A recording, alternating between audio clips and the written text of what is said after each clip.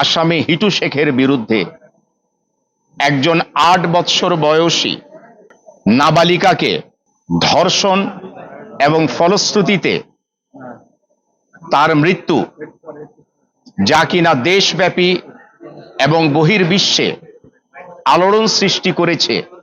সারা দেশের মানুষ প্রতিবাদের ঝড় তুলেছেন, দৃষ্টান্তমূলক শাস্তি চেয়েছেন।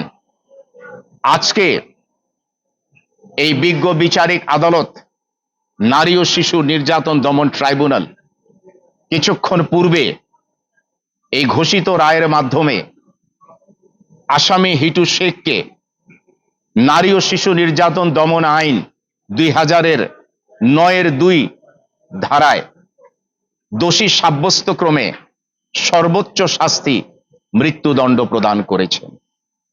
এবং এই মামলায় অভিযুক্ত যারা ছিলেন, যাদের বিরুদ্ধে পেনাল কোডের সেকশন 506 এর সেকেন্ড পার্ট এবং সেকশন 201 এর অধীনে চার্জ গঠন করা হয়েছিল, তাদেরকে খালাস প্রদান করেছেন।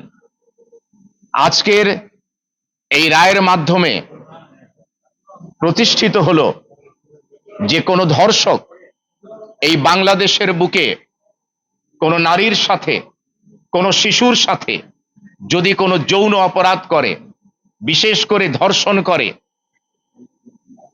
আইনে তার কোনো রেহাই নাই। এবং সেই ক্ষেত্রে আমরা এই মামলাটি অতি স্বল্প সময়ের মধ্যে সমাপ্ত করতে পেরেছি সকলের সহযোগিতায়।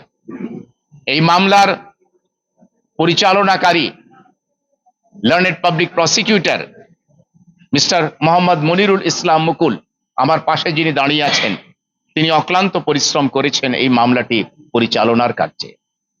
আমরা এই রায়ে হিটু শেখের কনসার্নে আমরা সন্তুষ্ট, কিন্তু যে অন্যান্য আসামিদেরকে, যাদেরকে বিজ্ঞ বিচারিক আদালত খালাস করেছেন, সেখানে আমরা রায়ের কপি পাওয়ার পরে পর্যালোচনা করে উপযুক্ত কর্তৃপক্ষের সাথে আলোচনা এবং ইনস্ট্রাকশনসের ভিত্তিতে প্রয়োজনে উচ্চ আদালতে ওই অ্যাকুইটেড অ্যাকিউজদের কনসার্নে অ্যাপিল করা হবে।